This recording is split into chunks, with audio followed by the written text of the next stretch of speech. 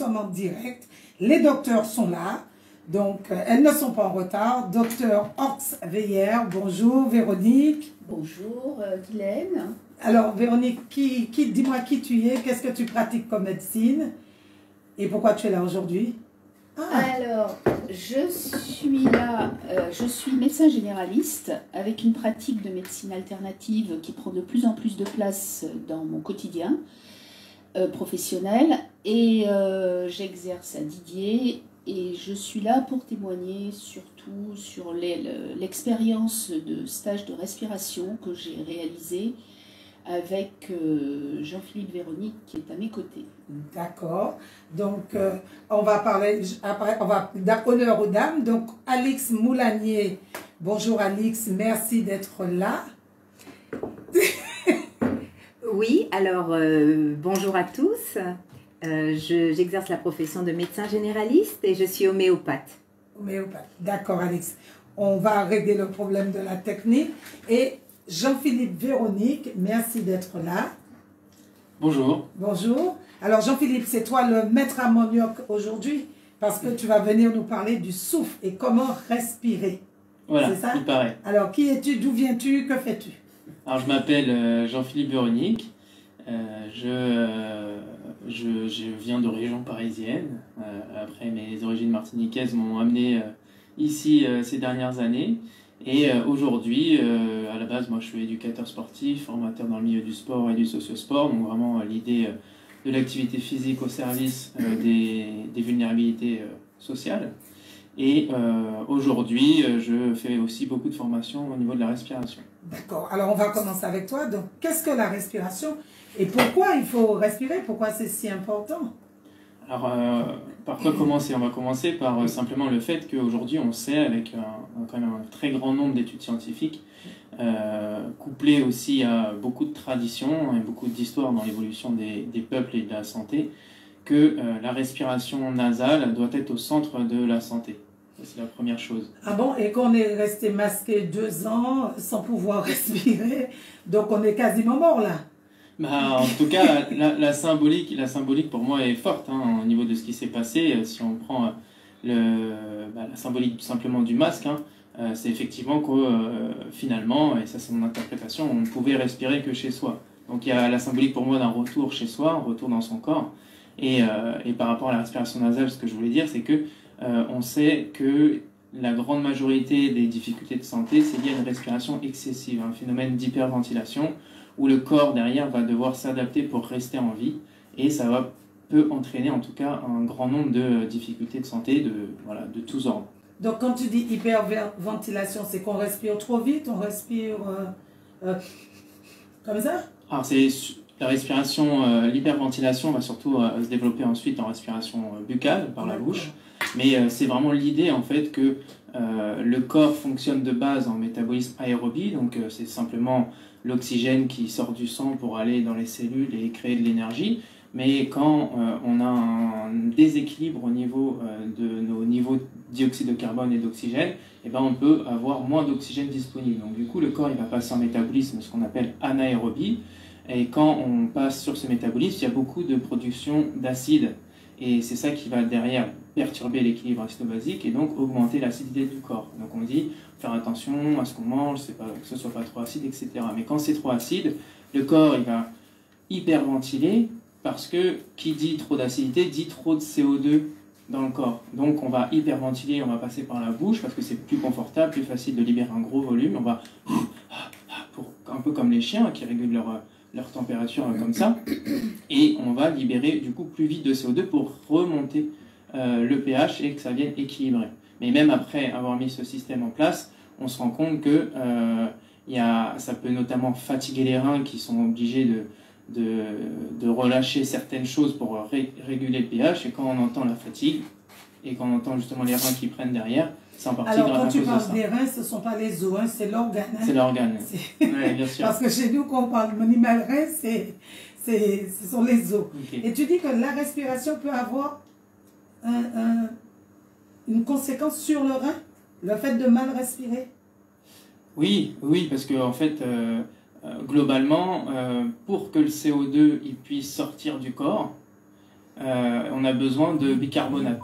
Donc ce sont en gros des molécules qui vont être relâchées par le rein dans la circulation pour que ça fonctionne comme ça. Mais quand on a besoin, parce que si notre pH il monte trop, derrière ça va être aussi un danger. Donc à un moment on a besoin de redescendre. C'est quoi le pH, docteur, toi qui es un micro, le pH c'est quoi du corps? Le pH en fait c'est l'état d'acidité du corps.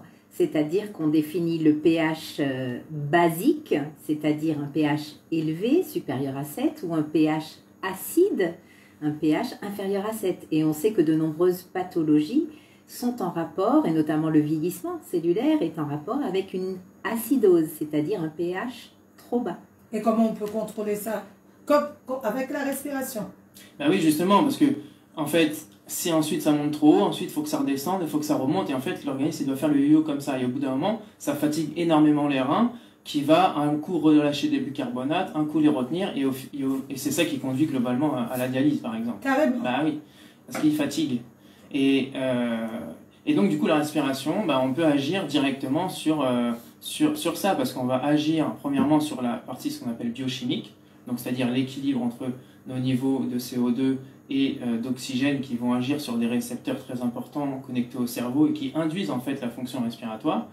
On va aussi agir sur la partie biomécanique, donc comment utiliser bien son diaphragme qui va jouer sur la pression au niveau cardiovasculaire, qui va jouer sur la partie digestive parce qu'un diaphragme qui bouge mieux, ce sont des viscères qui bougent mieux, et ça va principalement jouer aussi au niveau de la pression intra-abdominale sur le maintien des courbures naturelles du squelette et de la colonne vertébrale. Ça, c'est et hyper sur important. l'hypertension?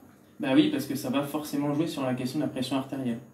Et la troisième composante, c'est la composante psychophysiologique. Comment on va, avec un certain rythme respiratoire, en termes de combien de temps j'inspire, combien de temps j'expire, agir sur le réseau vagal, le tonus vagal. Et là, on va agir sur le système nerveux autonome.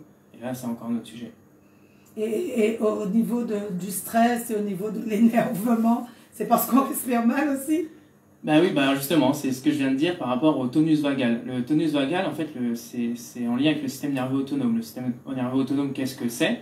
Il y a deux branches principales, le système nerveux sympathique qui va venir exciter le corps, et le système nerveux parasympathique qui vient calmer le corps. Donc c'est ça qui nous permet notamment de nous régénérer, de nous calmer, de prendre du recul, de dormir, etc.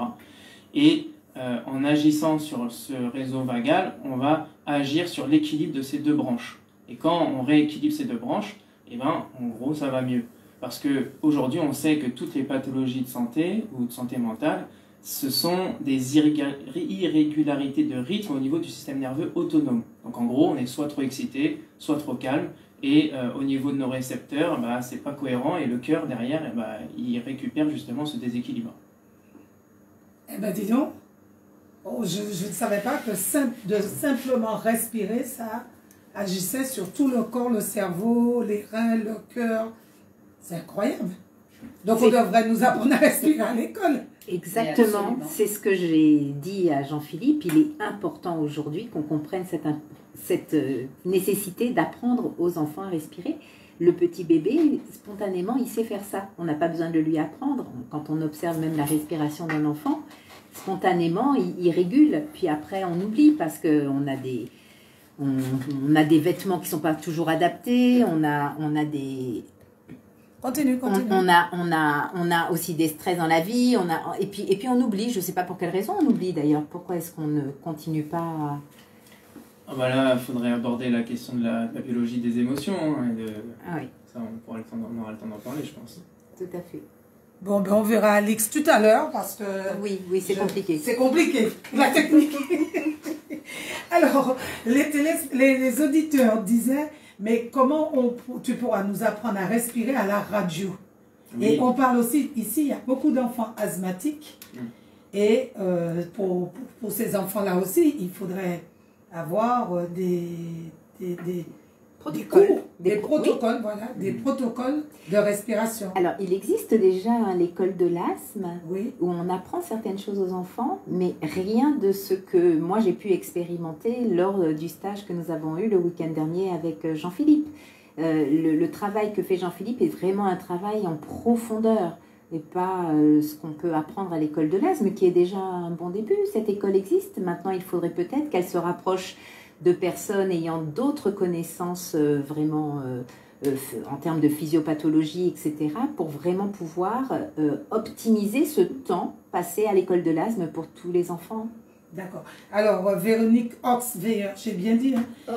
Horst. Véronique, toi, comment ça s'est passé? Puisque tu m'as dit, je veux témoigner de ce que j'ai ressenti, de ce que j'ai vécu lors de ce stage. Alors, me concernant, la respiration, j'en entends parler de part et d'autre à travers mes voyages, mes expériences, mes contacts avec le yoga, avec la méditation, avec la médecine ayurvédique, la médecine chinoise. Toutes ces approches théoriques parlent de l'importance de la respiration. Mais je prends conscience, avec ma petite expérience à mon petit niveau, que finalement, je ne sais pas mieux respirer que la moyenne, malgré toutes ces connaissances, et que surtout, je n'y suis jamais profondément intéressée, considérant ça comme oui, mais bon, d'accord, mais bon, etc. Et l'ayant expérimenté, je change complètement, ça modifiait totalement mon regard sur les choses, et je me rends compte que de la naissance à la mort, on perd son souffle. Le souffle, c'est la vie.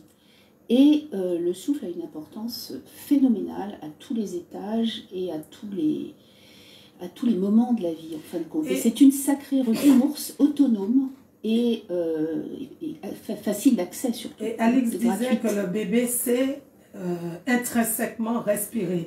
Et pourquoi on perd ça, si on sait? C'est la biologie des émotions, effectivement, et puis les pollutions diverses auxquelles nous sommes soumises, qui augmentent cette acidité et qui sollicitent l'organisme sans doute dans un équilibre, un rééquilibrage permanent qui accapare son énergie et qui finalement peut-être la détourne de l'essentiel en fin de compte. Et cet apprentissage apprend à recadrer, restructurer sa respiration. Bon, alors comment on respire, Jean-Philippe, déjà?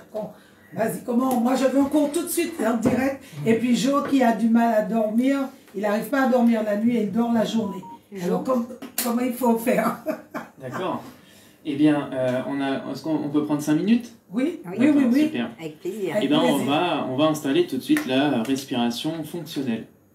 Alors, la respiration fonctionnelle, c'est l'activation des 3 composantes dont je vous ai parlé. Donc, sans plus attendre, je vais vous demander de vous installer confortablement, soit allongé, soit assis. Ah oui, les auditeurs, allongez-vous. Vous êtes chez vous, nous, on ne peut pas. Ou assis, peu importe. Ou assis. Et de déjà, premièrement, vous auto-agrandir, de vérifier que votre dos est droit, de ne pas forcément vous adosser, et de vous sentir droit en équilibre. Et on va commencer simplement à respirer par le nez, fermer la bouche, et poser une intention de ralentir, de calmer. Bon, mon papa, j'espère que tu écoutes ça. Je t'ai dit qu'on faisait une séance pour toi. Il a 90 ans et il respire très mal. D'accord. Bon, alors. Alors, on respire par le nez, on ralentit, et puis on va commencer à se concentrer sur cet air frais qui rentre par les narines, et cet air chaud qui en ressort à l'expiration. Et progressivement, on va faire en sorte que notre respiration soit silencieuse. C'est-à-dire que moi-même, je n'entends pas le bruit de ma respiration. Et ensuite, je vais commencer à réduire le volume de mon inspiration. Au lieu de respirer à 100%, je vais inspirer à 80%. Donc j'inspire un tout petit peu moins maintenant, tout en gardant ma respiration silencieuse et relâchée. J'inspire à 80% et j'expire naturellement tout l'air qu'il y a dans mes poumons, toujours par le nez, uniquement à l'inspiration et à l'expiration. Et là déjà, on est dans un premier état de calme. Et puis on va maintenant mettre son index sous son nez, comme si on mettait une moustache. Et on va se concentrer sur l'expiration et sur la sensation de l'air qui vient sur mon doigt. Et progressivement, je vais essayer de la réduire le plus possible. L'idée, c'est de ne presque pas sentir l'air sur son doigt à l'expiration, tout en gardant cette respiration silencieuse et en réduisant le volume à l'inspiration.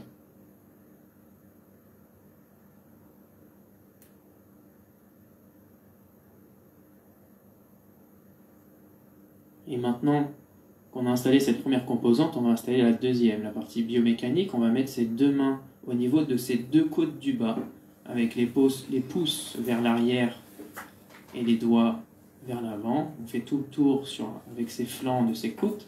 Et on va maintenant, tout en gardant cette respiration qu'on a déjà installée, on va se concentrer à l'inspiration, à envoyer l'air au niveau de ses mains, à écarter sa cage thoracique. La respiration est toujours sans bruit, silencieuse, réduite. On inspire, les côtes s'écartent doucement, et à l'expire, elles reviennent vers l'intérieur. On pense à respirer aussi sur l'arrière des côtes. On oublie trop souvent à respirer avec le dos, mais il y a beaucoup d'espace. Toujours avec cette respiration ralentie. Et même si on ne sent pas ces côtes qui bougent, ces mains qui bougent, on peut sentir de l'intérieur un espèce de mouvement qui s'étend. Voilà, les côtes, globalement, c'est de mettre les mains sous la poitrine.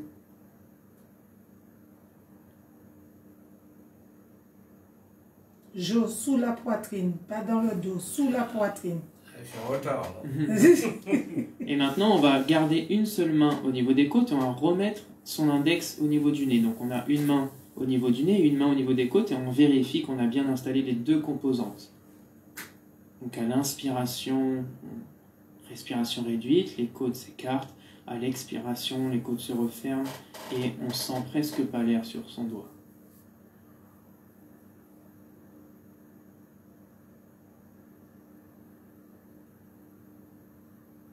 Et maintenant, on va installer la troisième et dernière composante. Pour agir sur le système nerveux, on va respirer en 4-6. On va inspirer sur 4 secondes et expirer sur 6 secondes. Vous pouvez relâcher les mains ou les garder en place pour vérifier toujours l'activation des deux premières composantes. Et on va maintenant, tout le monde va expirer. On vide bien ses poumons et on va inspirer sur 4 temps. 1, 2, 3, 4. Expire. 1, 2, 3, 4, 5, 6. Inspire silencieusement, calmement. 3, 4. Expire. 1, 2, 3, 4, 5, 6. Inspire. 2, 3, 4. Expire. 2, 3, 4, 5, 6. Inspire. 2, 3, 4. Expire. 2, 3, 4, 5, 6. Inspire. 2, 3, 4. Expire. 2, 3, 4, 5, 6. Inspire. 2, 3, 4. Expire. 2, 3, 4, 5, 6. Une dernière. Inspire. 2, 3, 4. Expire. 2, 3, 4, 5, 6. Voilà, et vous pouvez continuer comme ça ensuite, une fois que vous avez installé les trois composantes, pendant au moins 5 minutes ou plus. Mais ça calme beaucoup, hein. Alors, quels sont vos ressentis? Ah ben, calme, détendu. Et surtout, ce qui est marrant, c'est que je sentais mes côtes derrière. J'avais jamais su qu'on pouvait... je ressentais mes côtes derrière. Et c'est difficile d'expirer lentement. C'est difficile de contrôler. On a même l'impression de manquer d'air, quoi. Alors voilà, ce qu'on fait pendant cette respiration, c'est qu'on va ce qu'on appelle passer en légère hypercapnie. Alors, on parle d'hypoxie ou d'hyperoxie, hypocapnie ou hypercapnie. En français facile, ça veut dire voilà, hyperoxie par exemple, c'est qu'on va agir, on va augmenter les niveaux d'oxygène dans le corps. Hypercapnie, on va augmenter les niveaux de dioxyde de carbone dans le corps. Et donc, quand je parle de ça, je suis obligé de parler d'effet Bohr, quand même, une petite capsule qui a été découvert en 1904 par Christian Bohr, qui est notamment un médecin danois et physiologiste, père des grands prix Nobel derrière en physique quantique qu'on connaît bien. Et il a découvert la relation entre l'hémoglobine, l'oxygène et notamment le dioxyde de carbone et l'hydrogène. Et en fait, il a posé aujourd'hui quelque chose qui est complètement connu, hein, c'est que plus le niveau de CO2 augmente dans le sang, plus l'oxygène sort du sang pour aller dans les cellules et nourrir le corps. Donc, ça veut dire que là où on peut avoir tendance un peu à diaboliser le dioxyde de carbone, surtout avec les symboliques qu'on nous met avec toutes les histoires de réchauffement climatique, eh ben, faut quand même se concentrer et faire attention. C'est-à-dire que pour nous, c'est vital. C'est même un vasodilatateur, donc ça va relâcher la pression. Et c'est surtout l'ingrédient principal qui autorise l'oxygène à rentrer dans les cellules.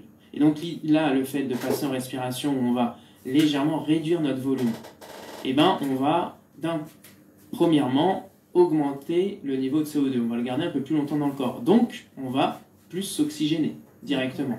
Et la deuxième chose, avec une expiration qui est plus longue, si j'expire rapidement, et ben là, j'expire vite le CO2, donc il reste moins longtemps dans mon corps. Par contre, si j'expire lentement, le CO2, bien sûr, il sort de mon corps, mais il va rester plus longtemps dans mon corps. Donc, ça veut dire que pendant plus de temps, je vais m'oxygéner. D'accord. Ça se ressent notamment beaucoup quand on fait du sport, quand on est en activité. Et donc, du coup, en agissant là-dessus, on va aussi, mais de manière douce, agir sur les récepteurs qui sont sensibles au niveau de CO2. Et aujourd'hui, on sait que les récepteurs, on s'appelle les chémorécepteurs, qui sont situés dans notre sang, sont directement reliés aux amygdales cérébrales, en tunnel direct. Il y a un tunnel d'information 24 heures sur 24 très intense. L'amygdale, c'est dans le cerveau. C'est dans le cerveau. C'est dans le cerveau et c'est ça aussi qui permet la maladie d'Alzheimer. C'est là-dessus que ça se fixe ou pas? Non? Oui, non? C'est en lien, mais en tout cas, ce qui est important de comprendre, c'est que les amygdales cérébrales, c'est le lieu vraiment de la perception de la peur. C'est en tout en bas du cerveau, là? Oui, c'est au début. Hein? C'est au centre, les amygdales? Je ne pourrais pas vous dire moi où c'est exactement.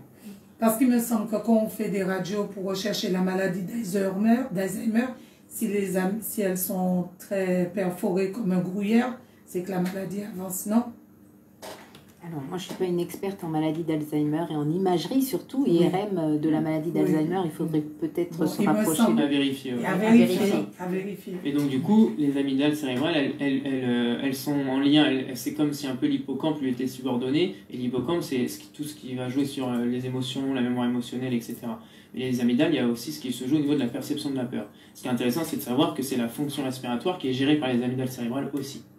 Donc, c'est Attends, mais ce que tu dis que ça gère la peur.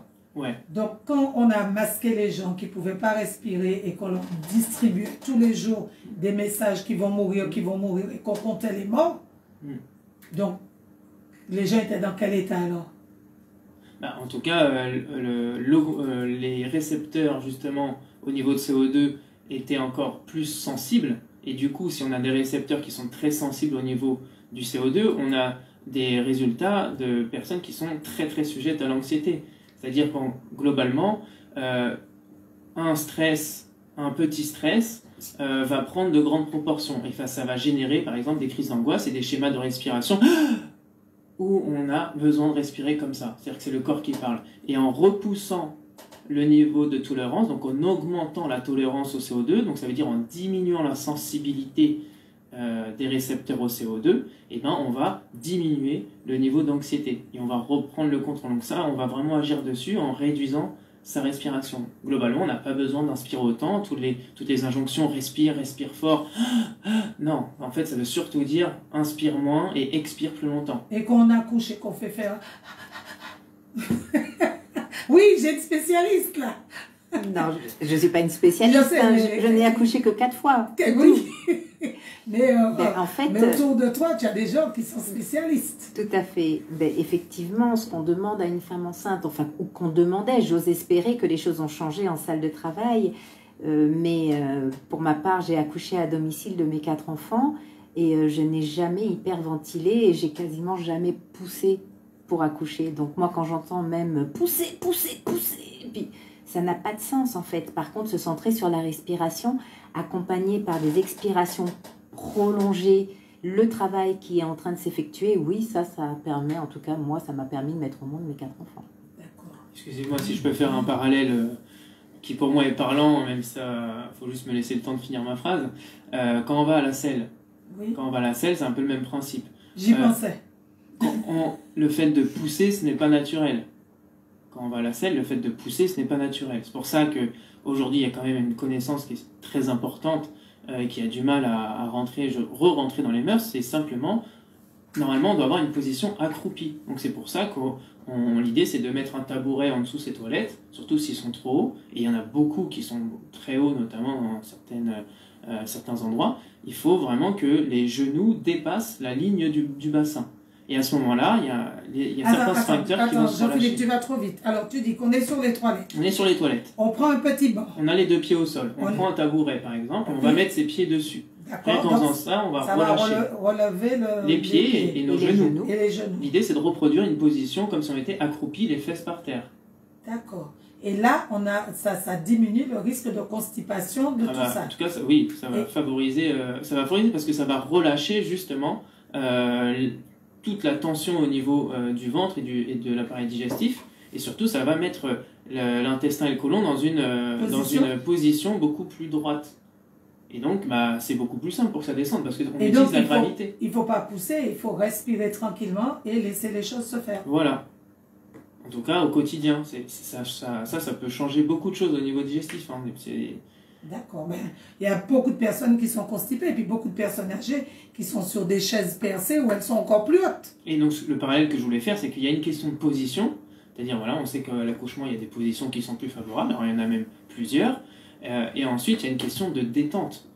C'est vraiment ça, mais partout, la question de la détente qui va derrière jouer surtout. Et par exemple, sur la respiration, on sait qu'on a à peu près entre 120 000 et 160 000 km de vaisseaux sanguins.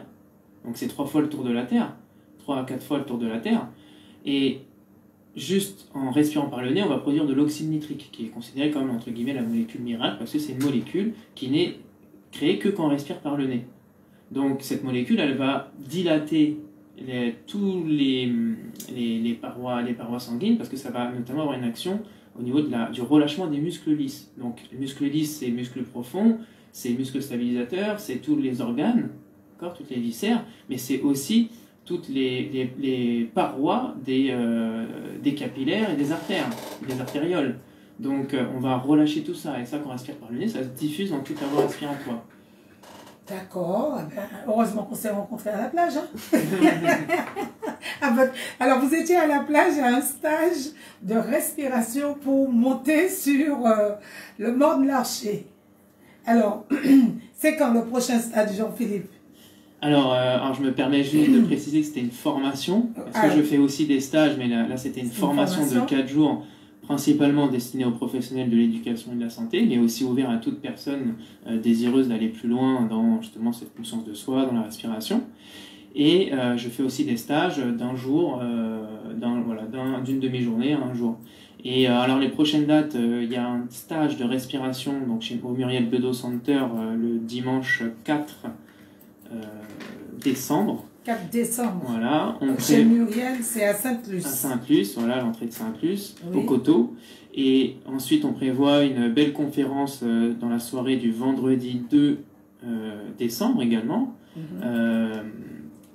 Enfin, je suis en train de préparer une deuxième session de formation de 4 jours qui aura lieu entre le 17 et alors c'est le 17, 18, 19, 20 septembre, il me semble. 17, 18... 19 et 20 septembre. Attends, tu parles de septembre... Septembre, non, excusez-moi. 17 au 20 décembre, voilà, juste avant Noël. Voilà, j'ai des premiers inscrits, s'il y en aura assez, on la fera. D'accord. Et ça se passe comment? Alors, ces journées de formation, ces conférences, tout ça, c'est ouvert à qui? Quels sont les prérequis? Il faut savoir respirer. Alors, comme je disais, il n'y a pas vraiment de prérequis. L'idée, c'est qu'on voit plusieurs thématiques, tout ce qui est respiration nasale, respiration fonctionnelle. On voit aussi tout ce qui est intégration par le mouvement, c'est-à-dire bien coordonner sa respiration avec le mouvement. Ça, c'est hyper important en termes de physiologie du mouvement. Et notamment au niveau du diaphragme. On va aussi derrière avoir des méthodes spécifiques, c'est-à-dire comme la méthode Wim Hof, où il y a la question de l'exposition au froid. On a fait une belle... peut-être vous raconter la petite séance qu'on a fait à la rivière Bouliki. Mais il y a aussi donc, des respirations qui derrière vont être... Mais nous, ce ne serait pas plus le chaud que le froid, nous? Parce qu'on a plus chaud que froid ici. Bah oui, mais on reste des êtres humains et le froid a beaucoup de bienfaits, quoi qu'il arrive. Ah, on n'aime pas trop le froid ici. L'être humain n'aime pas trop le froid parce que ça réveille, ça active le système nerveux sympathique. Donc, mais ça a beaucoup de bienfaits. Ah, donc tu dis qu'il faut plus prendre une douche froide que chaude en Martinique? Alors aujourd'hui, on sait que les douches froides réduisent le risque de maladie à hauteur de 29%. Donc, c'est-à-dire, il y a eu des méta-analyses qui montrent, on peut comparer même des études qu'on a fait par rapport à l'activité physique, qui, eux, réduisent le risque à 35%. Donc, on peut dire que même si on est, par exemple, on ne peut pas faire d'activité physique pour des raisons X ou Y, à minima, prenez des douches froides. Parce qu'on sait que ça réduit le risque de maladie. Et puis, au-delà de ça, ça stimule la respiration, ça augmente la production de globules blancs, ça recrute certains niveaux de graisse. Alors, je peux faire une petite capsule là-dessus, c'est quand même très intéressant. Sachez qu'en respirant, si je perds moi 10 kilos, et ben 8 kilos, les 8 kilos que je vais perdre sur les 10 kilos, ça va passer par la respiration. Parce que on a un surplus métabolique. D'accord ? Tu as un exemple devant toi. On a un surplus métabolique. Ce qui est en trop doit sortir d'une manière ou d'une autre. Donc c'est pas que quand on fait pipi caca, il faut bien que ça sorte. Je me demandais où ça partait. Voilà. Et bien tout se transforme principalement en CO2 et en vapeur d'eau. C'est comme ça que ça marche. Et donc, ça passe par l'expiration. 80% de notre poids, ça passe par l'expiration. C'est pour ça que vous allez avoir soit des difficultés de perte de poids alors qu'on fait attention à l'alimentation, on augmente un petit peu l'activité physique, ça va marcher un peu, mais à un moment ça va stagner, ou alors qu'on va avoir des effets yo-yo. Parce que c'est difficile de prendre conscience de ce qui se passe si on ne régule pas au niveau des récepteurs de l'anxiété. Donc là, c'est hyper important parce que le lien que je veux faire avec le froid, c'est que quand on s'expose au froid, on va venir recruter des tissus un petit peu bruns, donc en gros des graisses brunes. On a la graisse blanche qui est la graisse quand on prend du poids par exemple, qui a une seule goutte de lipides dans sa cellule et une mitochondrie, qui est la centrale énergétique de la cellule, là où on produit de l'énergie. Sauf que dans les graisses brunes, on a plein de petites gouttes de lipides, mais du coup beaucoup plus d'espace dans le cytoplasme et beaucoup plus de mitochondries, donc beaucoup plus de centrales énergétiques, donc beaucoup plus de facilité pour brûler. Donc elle est profonde cette graisse-là, la graisse brune. On va dire qu'elle est profonde. Oui, c'est-à-dire que même les bébés quand ils naissent, ils n'ont pas la capacité de frissonner. La capacité de frissonner, quand on fait gla gla gla, quand on a froid, c'est parce qu'on va créer une petite onde au niveau de la peau pour thermoréguler, pour réchauffer tout autour. Okay, mais les bébés n'ont pas cette capacité-là à frissonner. Et eux, ils utilisent la graisse brune. Et la graisse brune, aussi, malheureusement, au fil de l'âge, elle diminue, les niveaux de graisse brune. Mais encore faut-il les recruter. Et encore, aujourd'hui, Wim Hof, par exemple, il y a eu des études sur lui qui montrent qu'il a un niveau de graisse brune d'un jeune homme alors qu'il a plus de 50 ans. Avec la respiration. Avec la respiration et notamment l'exposition au froid. Parce que je disais que dans la formation, on voit aussi tout ce qui est respiration augmentée, c'est des respirations qui sont pas naturelles, on va imposer un certain rythme pour justement aller plus profondément sur le système endocrinien, sur le système nerveux autonome, sur le côté anti-inflammatoire. Il y a des respirations anti-inflammatoires. On va passer de 15 à 90% d'oxygénation, on fait des points de douleur, et moi j'ai des personnes qui viennent avec des douleurs en stage et qui repartent avec soit plus de douleur, soit en tout cas avec une douleur largement amoindrie. Et quand tu as souvent mal, tu as tendance à bloquer ta respiration. Oui, donc c'est le sujet des apnées. Peut-être que Alix ou Véronique pourraient introduire là-dessus. Récupère le micro si c'est toi, Véronique. Parce que souvent on nous dit respirer sur la douleur. On dit respirer sur la douleur. Mais comment tu fais pour respirer sur ta douleur? Alors, moi, je ne suis pas peut-être la mieux placée pour parler de la douleur, parce que j'en ai pas beaucoup, j'en ai même pas du tout, au moment où je parle. Et je peux en parler lors de mes accouchements. Pour y revenir 2 secondes, moi, j'ai accouché dans l'eau, personnellement, sans formation préalable à la respiration. Et j'ai maîtrisé cette douleur vraiment, complètement, uniquement en respirant de manière autodidacte, hein, ça m'est venu intuitivement. Mais cette respiration m'a vraiment permis d'atténuer la douleur à 90%. Donc je peux en témoigner à cette occasion-là. Et l'expérience a été réitérée, alors pas au niveau douleur, puisque j'en ressens peut-être pas à ce moment-là ce week-end, là, puisque je sors de cette formation, mais au niveau des performances. C'est-à-dire que j'ai pas fait de footing en gros depuis ma 2e année de médecine, mais là j'ai pu courir 5 km à ma grande stupéfaction et avec un minimum de courbatures le lendemain. Alors que je ne fais pas de sport non plus de manière régulière du tout, une petite heure par semaine quand je peux, depuis des mois. Donc en termes de performance et d'énergie, je peux vraiment en témoigner en direct. Alors, comment on respire sur sa douleur? Parce qu'il y a beaucoup de personnes douloureuses qui nous écoutent. Alors, bon, celle-là, pour le coup, on ne peut pas la faire en direct, hein, mais je peux vous expliquer le principe. Oui. Le principe, en fait, c'est d'activer le mode survie du corps. Donc, on va, par exemple, respirer de manière intense. Donc, c'est des respirations intenses, par la bouche ou par le nez, ça dépend. Mais en tout cas, l'idée, ça va être de jouer sur les niveaux de CO2 et d'oxygène, et en fait d'augmenter à la fois les réserves en oxygène, mais en même temps d'augmenter fortement le niveau de dioxyde de carbone, pour en gros exciter un maximum ces récepteurs-là et réveiller la peur au niveau du cerveau. Et quand on fait ça, le cerveau, au bout d'un moment, il y a un certain seuil, une espèce de point de rupture, où le cerveau, où le corps passe en mode survie, c'est-à-dire vraiment, c'est comme quand on a besoin de se battre et ou de fuir profondément. Et là, on va sécréter de l'adrénaline. Et quand on arrive à ce niveau-là, et on peut donc y aller avec un exercice, on va sécréter de l'adrénaline qui a un effet profondément antidouleur, analgésique, mais aussi anti-inflammatoire, et qui va notamment aussi lubrifier les articulations. Mais surtout, on va retenir l'oxygène dans le sang, on va l'empêcher d'aller dans les cellules. Et donc, à la fin, au moment de l'exercice, il y a une technique où on va permettre de rééquilibrer les niveaux de gaz, et là, d'un coup, on va recevoir l'oxygène à fond sur une zone qu'on peut cibler.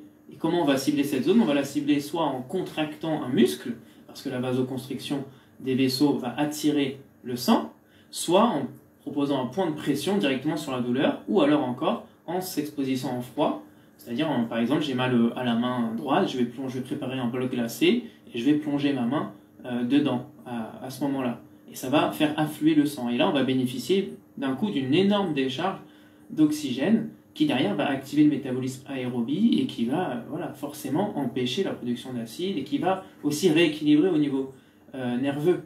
Et quand vous faites ça, vous faites une petite cure, par exemple, déjà d'une semaine, moi, je demande à voir si la douleur, en tout cas, est aussi intense. C'est vraiment très impressionnant. D'accord. Et pour le sommeil, est-ce qu'on peut mieux dormir en respirant ou retrouver un sommeil réparateur? Oui, je regarde parce que j'ai l'impression de monopoliser le temps de parole, mais c'est toi le spécialiste. C'est l'idée du sommeil, en tout cas par rapport à la respiration, c'est déjà de comprendre une chose, c'est que si on a un sommeil difficile, que ce soit l'endormissement ou pendant le sommeil, c'est-à-dire des réveils nocturnes ou donc ensuite ne pas pouvoir s'endormir la nuit, ou même des apnées du sommeil, des choses comme ça, c'est de bien comprendre qu'on respire la nuit comme on respire la journée. Donc on respire la nuit comme on respire la journée et aussi comme on respire pendant qu'on fait du sport. Ce qui est important aussi de comprendre, c'est quand on fait du sport, on peut croire qu'on développe sa capacité respiratoire, mais il y a quand même une énorme limite, c'est-à-dire qu'on ne peut pas travailler la force musculaire respiratoire en faisant du sport, même quand on fait beaucoup de sport. C'est pour ça que des personnes qui ont un schéma respiratoire de base dysfonctionnel au repos, quand ils font du sport, ça augmente. C'est pour ça qu'on a une proportion d'asthmatiques beaucoup plus grande chez les sportifs. D'accord. Donc, c'est important de comprendre ça, notamment parce que je sais que l'activité physique, c'est quelque chose aussi qu'on conseille régulièrement. Et donc, comment on va influer sur ça? Déjà en respirant beaucoup plus souvent par le nez pendant la journée, en respirant par le nez pendant ses efforts sportifs. Et après, il y a des exercices spécifiques comme déjà l'exercice qu'on a fait. Et il y a surtout des tests pour être autonome et voir son évolution. Mais donc, ça, c'est important de poser de la respiration nasale. Et ensuite, il y a des exercices spécifiques pour la nuit où on va notamment progressivement faire des apnées, mais conscientes. C'est-à-dire comment on va venir à bout d'apnées du sommeil en faisant des apnées en conscience. C'est-à-dire qu'on retient sa respiration comme si on est sous l'eau. Oui. Poumon vide, on va expirer, on va faire des mini-apnées. Alors, il y a des exercices très spécifiques, mais ça va être un peu cette idée-là pour bénéficier de ce qu'on appelle l'hypoxie hypercapnique intermittente. Donc, on va retenir sa respiration poumon vide, le CO2 va continuer d'augmenter alors qu'on est en apnée, ce qui va générer des envies de respirer, et on va comme ça, à nouveau, recalibrer au niveau de nos récepteurs, au niveau de notre système nerveux. Et là, ça va énormément jouer dans le sommeil, parce que dans le sommeil, quand on se réveille ou quand on fait de l'apnée, c'est simplement qu'il y a quelque chose où on a perdu le contrôle qui se met en place et qui nous alerte. Et qui nous réveille. Et qui nous réveille, c'est un stress, c'est une peur. Okay. D'accord ? Donc si on le recalibre en conscience, ça change tout. C'est comme l'histoire du malaise vagal. Le malaise vagal, quand d'un coup, soit on a une phobie, voilà, on a peur des araignées, hop, on va s'évanouir, ou on nous dit quelque chose qui va nous toucher particulièrement, et ça va nous faire soit monter dans les tours, ou soit ça va, voilà, on va avoir des vertiges, des choses comme ça. Qu'est-ce qui se passe en fait? On parle de malaise vagal parce que en fait c'est votre système vagal, hein, qui est un réseau vagal assez unique qui part des structures sous-corticales de votre cerveau, qui descend, qui passe par les poumons, le cœur, le diaphragme et les intestins, et qui va, quand il est stimulé, va produire des molécules anti-inflammatoires et va rafraîchir, mais notamment va équilibrer le système nerveux. Mais quand il n'est pas stimulé, il va pouvoir prendre le contrôle de manière inconsciente. C'est-à-dire, en gros, j'ai peur, je ne maîtrise pas, je vais avoir une tension qui va venir. Et ce qui se passe, c'est que le système vagal, il va recevoir des informations du cerveau qui lui dit, là c'est très compliqué, grand danger pour le corps, fais-moi respirer la machine. Le réseau vagal, il reçoit ça du cerveau, il va dire « Ok, je m'en occupe », parce que visiblement, personne ne s'en est occupé de manière consciente. Donc « Ok, je m'en occupe », et c'est comme un interrupteur de lumière. Lui, si c'est trop bas, il va appuyer sur l'interrupteur pour réveiller. Si c'est trop haut, il va éteindre. Et là, boum, on tombe. Évanouissement, vertige, perte de contrôle. Et donc là, et à chaque fois qu'on a des choses qui sont répétées, bah, c'est comme s'il y avait quelqu'un d'autre qui appuyait sur l'interrupteur. D'accord? Et ça, c'est les parts de nous-mêmes avec lesquelles on n'est pas d'accord.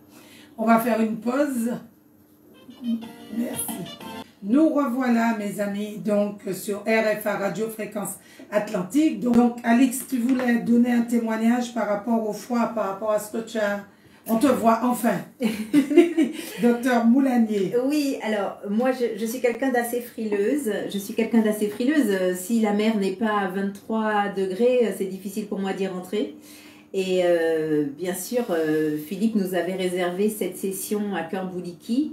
Cœur-Bouliki, c'est la rivière. Hein? C'est la rivière, c'est ça. Oui. Et il nous avait pas tout dit au début parce que peut-être que j'aurais été plus craintive, mais en tout cas, il nous a accompagnés grâce à un processus de respiration à pouvoir nous immerger dans cette rivière. Moi, je les bains en rivière, même pas en rêve, quoi. Ah bon, tu n'y vas pas? Mais non, j'y vais pas. Le jour où les rivières seront chauffées, peut-être que j'irai, mais disons que c'est ce que je pensais avant le stage avec Jean-Philippe. Et puis, on est allé à Cœur-Bouliki un jour où il pleuvait en plus, et où j'ai pu rester, et tous mes camarades de stage aussi, ont pu rester immergés dans la rivière, immobiles, juste en étant concentrés sur la respiration. Pendant combien de minutes, Jean-Philippe? 15 minutes? Non? Ah oui, vous êtes resté 15-20 minutes. 15 minutes. Pardon, oui, vous êtes resté 15-20 minutes. 15-20 minutes dans la rivière avec beaucoup de bien-être et surtout une énergie décuplée au sortir de la rivière. J'ai pu rester sans me sécher tout de suite après la sortie de la rivière, encore pendant 5-10 minutes. J'avais même pas besoin en fait de me couvrir d'une serviette. C'était vraiment incroyable.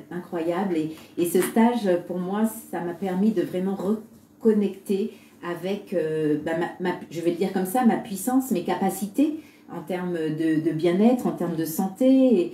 Et c'est vraiment, il faut le vivre en fait. Peut-être que quand on en parle comme ça, ça fait bon, les gens ne comprennent pas ce qu'on dit, oui, mais c'est à expérimenter. Je crois que chaque respiration provoque chez chacun de nous des réactions. Et notamment, dans certaines respirations, j'ai eu à plusieurs reprises des larmes, alors que j'avais vraiment aucune pensée douloureuse ou triste. Pourquoi? Alors Jean-Philippe, pourquoi elle pleurait?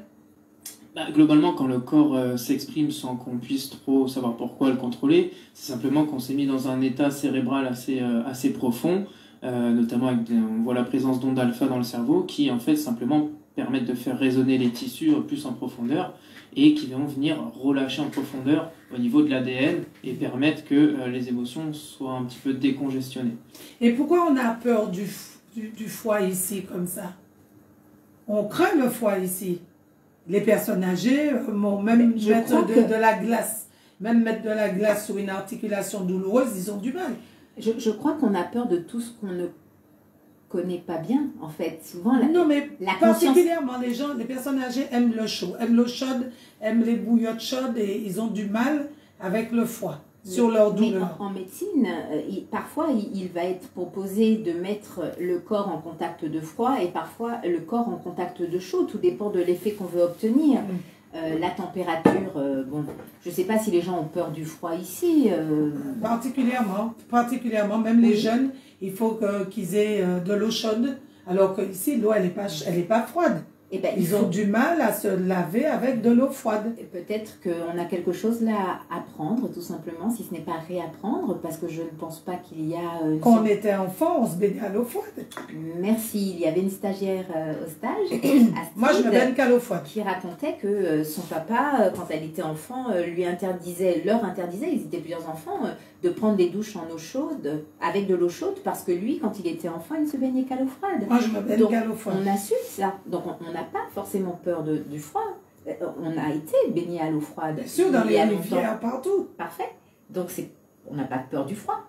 Mais par contre, on a aujourd'hui des habitudes de vie, un confort de vie, je pense, moi, qui, dans certains aspects, peut nuire à notre bien-être et à notre santé. Bon, alors tous robinet d'eau froide.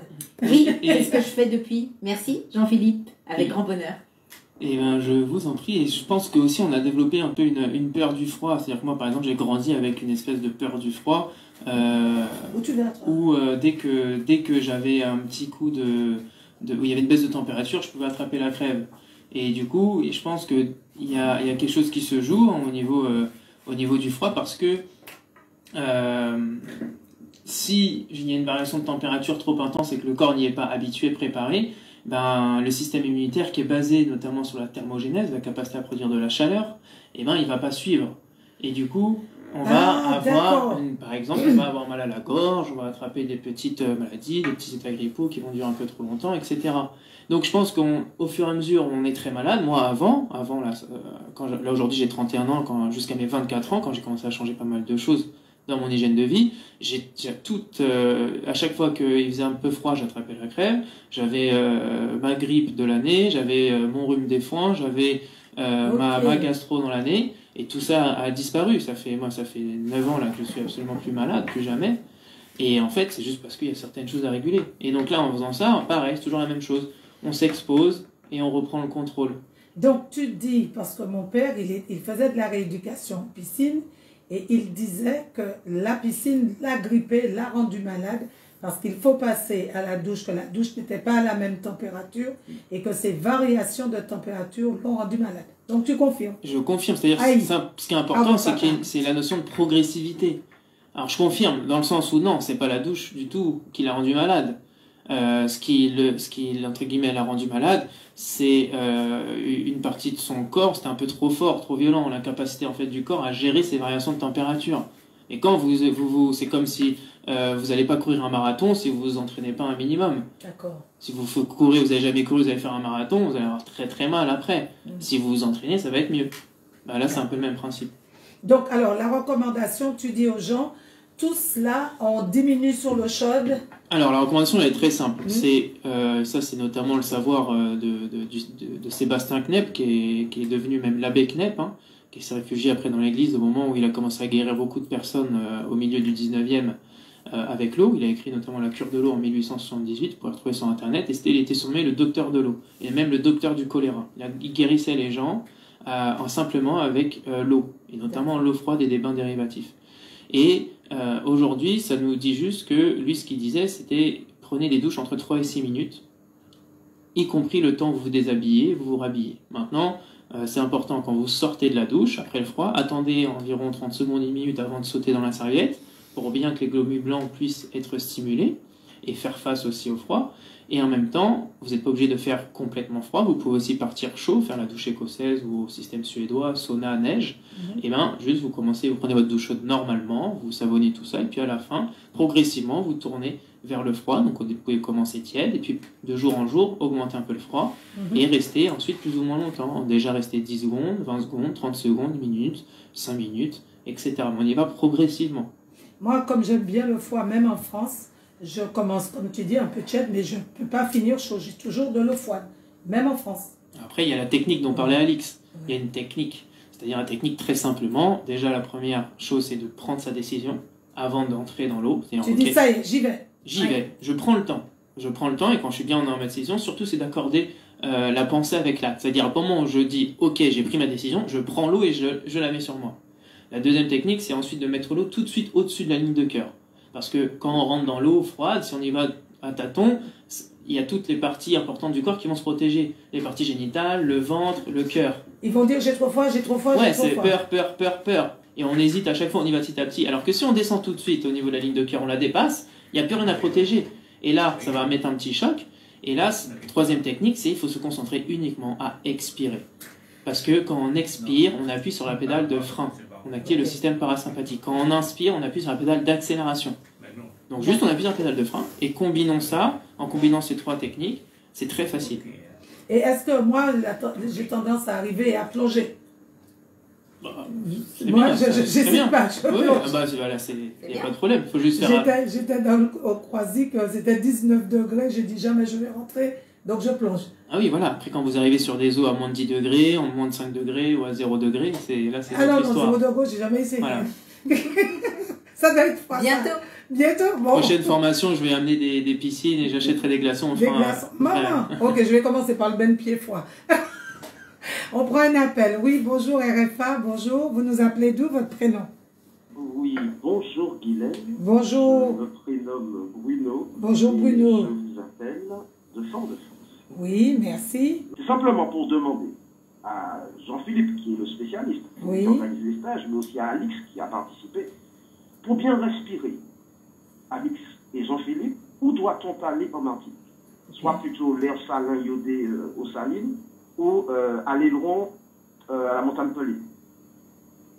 Qu'est-ce qui est le mieux?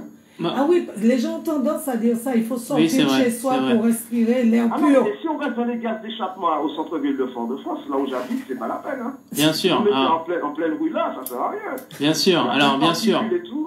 Il y a l'idée, bien sûr, de ne pas respirer la pollution. Donc déjà, de base, on va aller vers des milieux naturels, on va aller... voilà. Ça, c'est une première chose. Mais ensuite, la deuxième chose, et je pense que là, il y a quelque chose à déconstruire de manière très ferme, c'est le fait de s'autoriser à respirer. C'est-à-dire d'arrêter de se trouver des excuses où il faut absolument aller autre part pour respirer. Non, on est dans son corps et on respire par le nez. Déjà, respirer un maximum par le nez. Développons cette conscience de la respiration nasale en tout temps, parce qu'on n'est pas principalement dans sa voiture ou au bord de la route. On est quand même soit au travail, soit on se balade, soit en nature, soit on fait du sport, soit on est chez soi, hein, tout simplement.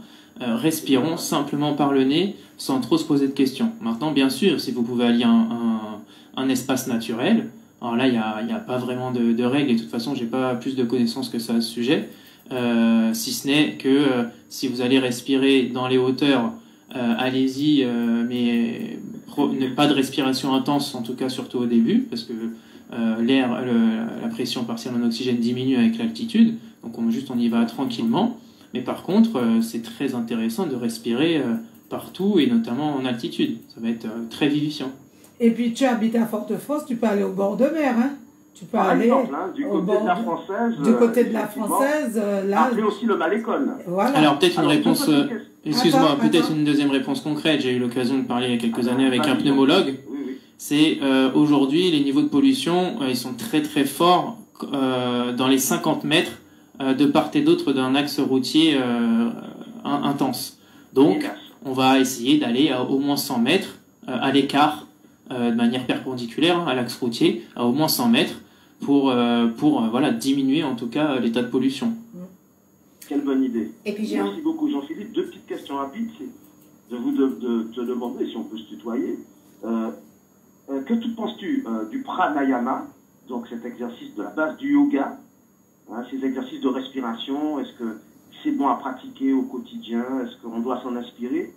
Et enfin, est-ce que tu peux nous donner, Alix aussi, hein, bien sûr pour répondre, un exercice simple hein, de respiration, justement pour se calmer au lieu de s'énerver. Lors par exemple hein, de la recherche d'un objet. Hein, on cherche un objet, on ne le trouve pas, donc on peut s'énerver.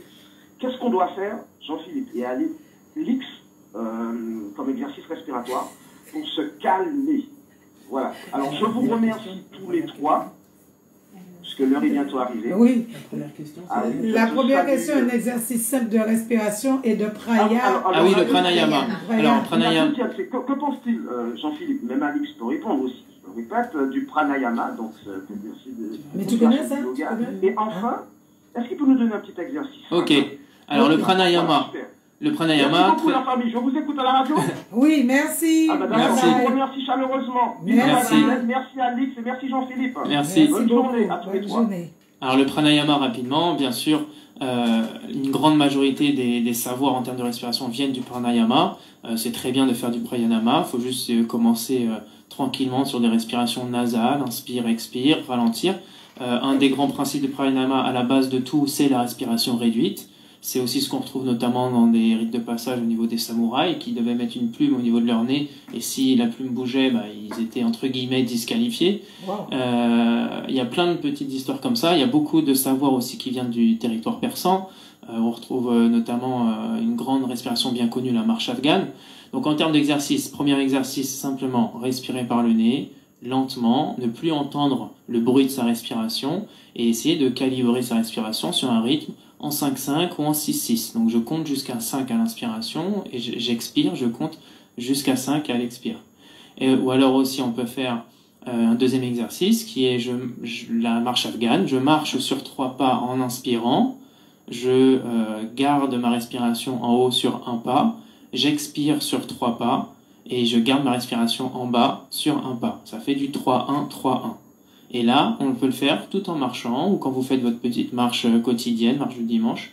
Et ça va profondément équilibrer, surtout qu'on a beaucoup de récepteurs nerveux en dessous les pieds qui sont connectés à nos hémisphères cérébraux. Wow. Donc voilà, c'est pour ça que la marche, et marcher pieds nus, notamment aussi dans l'herbe, ou sur le sable, ça va augmenter notre niveau d'électrons disponibles qui ont une capacité de drainage très importante. Ça, c'est des études scandinaves qui l'ont clairement montré.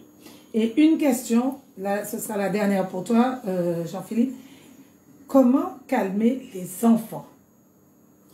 Alors, les enfants, ils fonctionnent par absorption. D'accord? Ils absorbent plus... Ils ont 100, je crois que c'est 10 ou 100 fois plus d'informations en termes d'absorption que nous. Donc, il faut leur montrer qu'on respire. Il faut respirer devant eux. Ça se trouve, vous allez pouvoir respirer en nasal ou leur dire de respirer avec le nez et en face de vous, ils vont faire...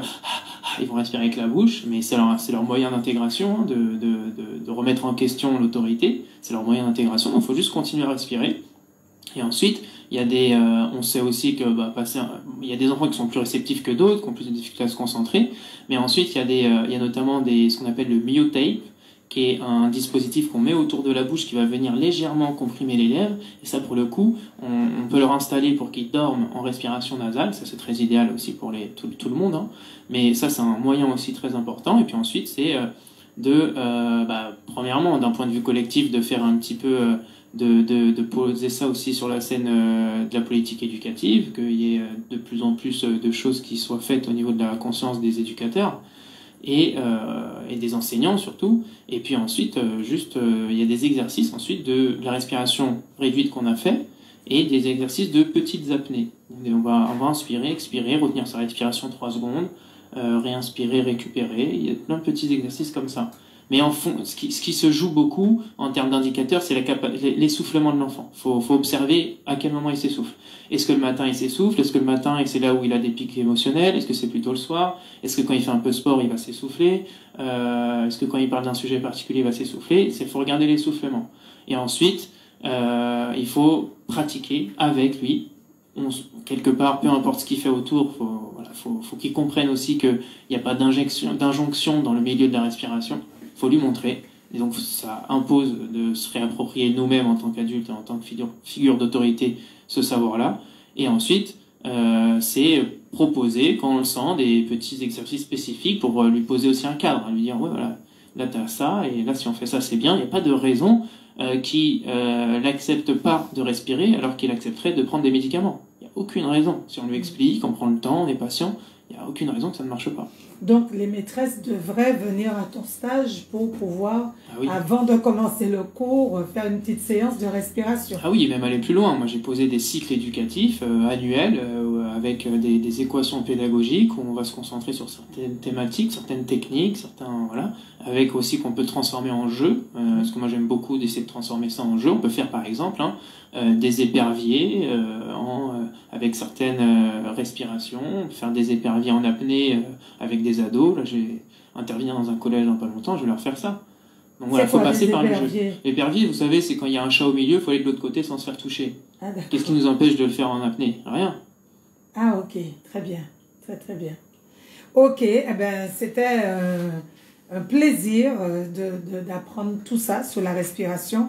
Alors, Alix, avant de te quitter, de nous quitter, je voudrais que tu interviennes sur cette info qu'on a entendue au JT hier, sur les métroragies, parce que pendant le confinement, pendant la vaccination, avec Moon, quand les centres de vaccination se sont mis en place et que les gens ont commencé à avoir des pertes de sang, ils appelaient ça règles.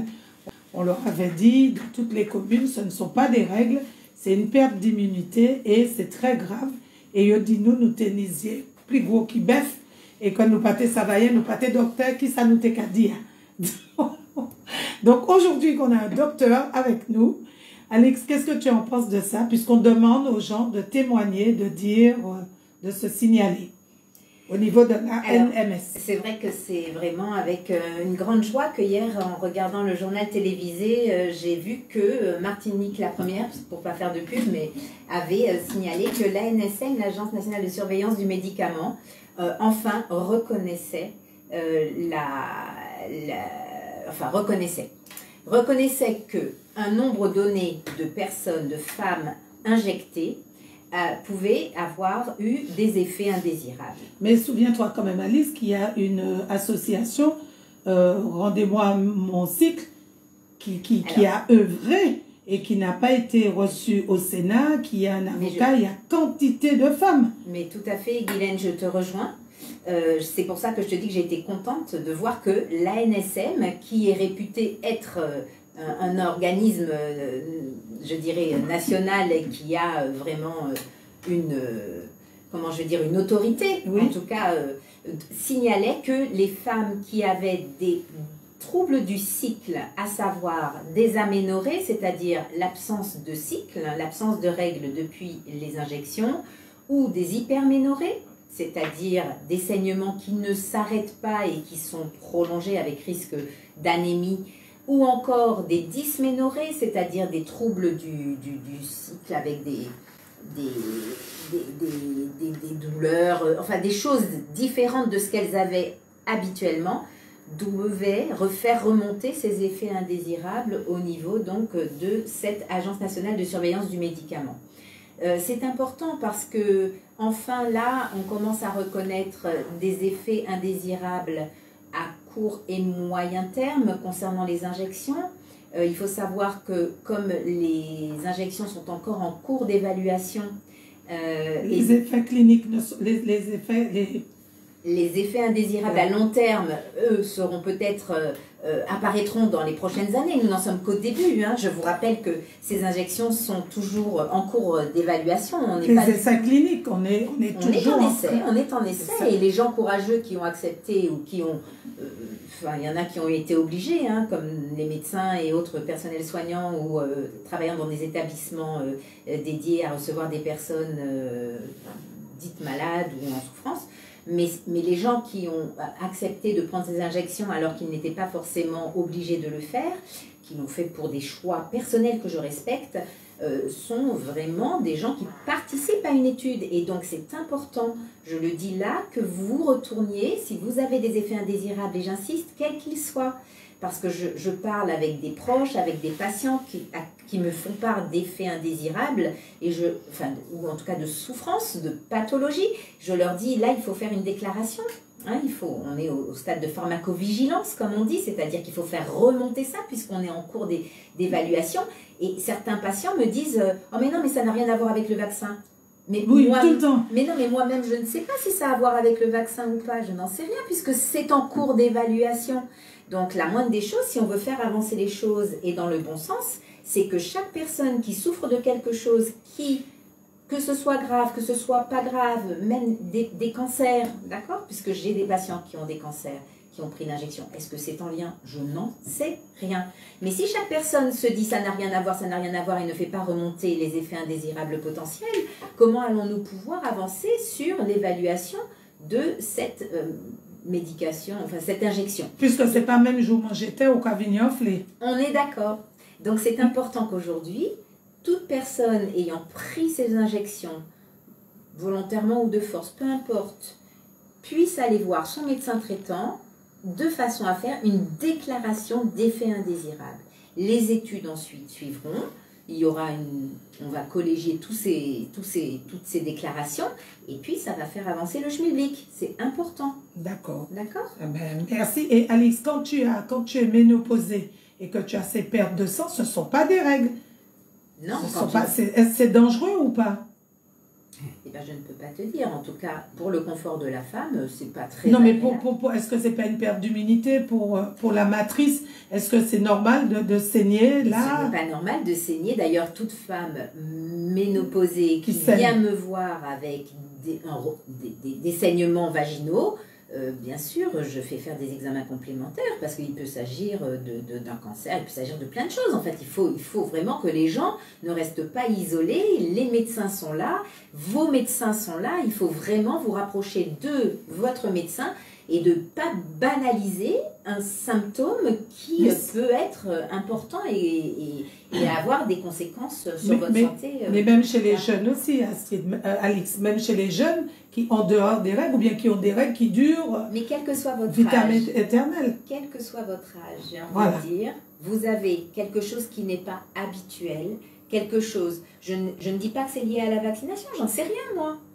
À l'injection, je ne sais pas puisque on est encore en cours d'études. Mais en tout cas, il faut vraiment faire remonter ces effets indésirables et veiller à ce que votre médecin, s'il ne veut pas le faire, vous pouvez faire remonter ces effets indésirables sur le site de l'ANSM. Je pense que, je ne suis pas encore allée voir, mais je pense qu'il y a ce retour sur les hyperménorrhées ou les dysménorrhées, les dysfonctionnements et les irrégularités de cycle. Mais je pense qu'on doit pouvoir aussi faire remonter des effets indésirables autres. J'ai été injectée, j'ai une tumeur, je pense qu'on doit le signaler. Est-ce que c'est l'injection qui fait ça? Je ne sais pas, je ne peux pas dire. Personne ne peut le dire d'ailleurs aujourd'hui, puisque les études, je répète, sont toujours en cours. Très bien, merci Alix. Le mot de la fin pour toi, puisque merci Jo pour le dépassement. Okay. Le mot de la fin. Je voulais dire deux choses par rapport à ce qu'on vient de dire. La première, par rapport à la respiration des femmes, une petite information intéressante. On sait déjà depuis les années 1915 et 1929, il y a eu des études scientifiques qui ont montré qu'il y a une hyperventilation qui s'installe naturellement à l'approche de la menstruation. Parce que, en fait, simplement, la fluctuation des niveaux de progestérone vont influer là-dessus, vont en gros augmenter un petit peu le niveau de stress naturellement, parce que simplement l'organisme de la femme se prépare à une potentielle grossesse. Donc, il y a de fait ça qui est important de savoir. C'était confirmé par une étude en 2019 sur les différences de la respiration en fonction des sexes au niveau vraiment, c'était une étude de physiologie intégrative et moléculaire. Et aujourd'hui, on sait que sur la phase, cette phase lutéale qui est entre la phase de l'ovulation et le début des menstruations, qui a cette hyperventilation qui s'installe. Donc, ça veut dire quoi? Ça veut dire que si en amont je m'entraîne à me calmer et à gérer ces systèmes d'hyperventilation et à réagir quand ça s'installe, et ben au moins quand ça arrivera, je serai beaucoup mieux préparé et au moins je saurai gérer ça. Et la deuxième chose, c'est simplement que par rapport à des choses qui peuvent s'installer suite à l'injection ou pas, ou de manière générale, il y a des respirations donc, qui vont être un petit peu plus intenses, notamment anti-inflammatoires, qui vont avoir deux effets très importants. Le premier au niveau anti-inflammatoire, ce qui va être très intéressant pour toutes les maladies chroniques des articulations, les arthrites, des maladies inflammatoires chroniques. On va avoir une augmentation de plus de 200% des marqueurs anti-inflammatoires et une baisse d'au moins 50% des marqueurs inflammatoires. Et ça, si on le fait tous les jours ou tous les 2 jours, déjà c'est énorme.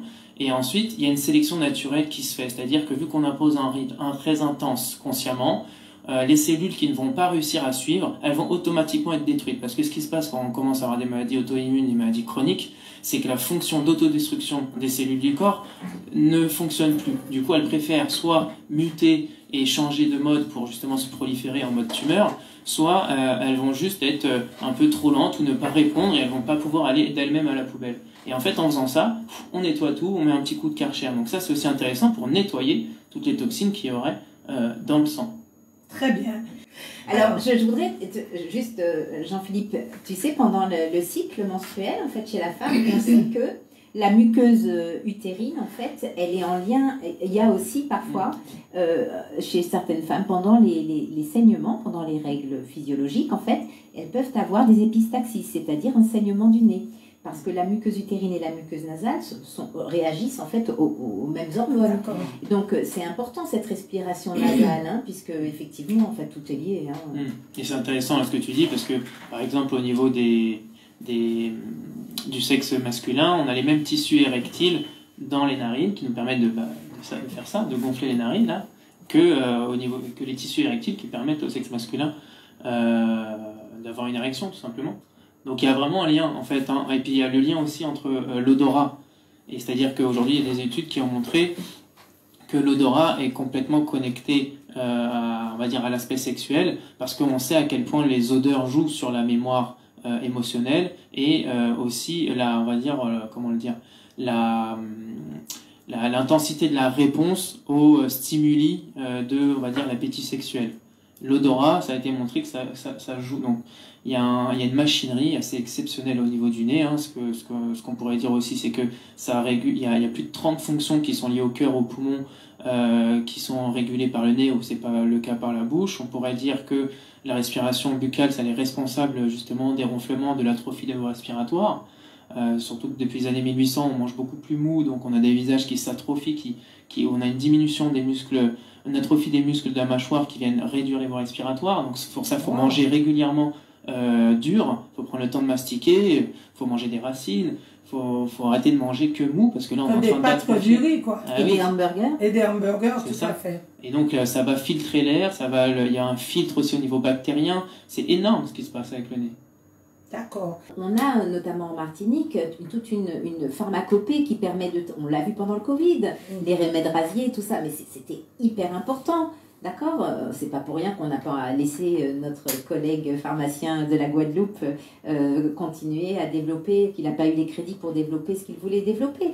Donc tout ça pour vous dire que ça c'est ce que nous proposent les porteurs du transhumanisme. Ça c'est ce qu'ils nous proposent. Mais est-ce que nous allons laisser faire ça? Est-ce que ça nous convient? Ok, vas-y. Oui, réagir rapidement. Effectivement, il y a plein de niveaux de lecture. Et là, juste si je fais un pas de côté et qu'on observe la question de la data avec d'autres symboliques, je voudrais juste dire que on parlait de la force du peuple, en fait. La force d'un peuple, aujourd'hui, la reconnaissance d'un peuple, ça passe par sa connaissance. Et sa connaissance en termes de conscience de soi. Quand on regarde tous les grands peuples de l'humanité, il y avait toujours cette notion d'intelligence humaine et collective qui pouvait se voir, pour reprendre les propos d'Idriss Aberkane, dans l'architecture. Les grands peuples qui ont proposé de grandes architectures, c'est là qu'ils pouvaient cristalliser leur connaissance. Mais aussi, le deuxième niveau où ils pouvaient cristalliser, c'est au niveau de l'enseignement et justement l'utilisation de la tradition, des savoirs traditionnels. Aujourd'hui, la data, c'est aussi l'utilisation de cette connaissance au sens de, par exemple, la respiration. J'ai appris ça, maintenant je sais faire. C'est une connaissance, c'est de la data. Mais il y a aussi, pour passer au niveau conscience, c'est aussi la conscience de ce que je sais faire. Et si chacun va réussir à voir sortir simplement du je sais faire, qui n'est pas assez finalement, mais qui va justement jusqu'à un niveau de conscience où on développe la conscience de soi, on va pouvoir derrière se connecter et redévelopper de l'intelligence collective. Donc ça, c'est juste quelque chose que je voulais dire par rapport à ça, de faire attention à ne pas se focaliser sur un seul angle de lecture. Bien sûr, là, il y a des parts de vérité partout, mais avant tout, réfléchir par rapport à soi, quel est mon niveau de conscience de ce que je sais faire pour ma santé, mon bien-être, mon émancipation mentale et sociale, mais aussi comment ensuite ça se passe au niveau de mon collectif, parce que on ne peut pas croire qu'on est seul au monde. D'accord ? On est ensemble et il y a une intelligence collective à redévelopper. Très bien. Eh ben c'est ça. Donc, redévelopper une intelligence collective.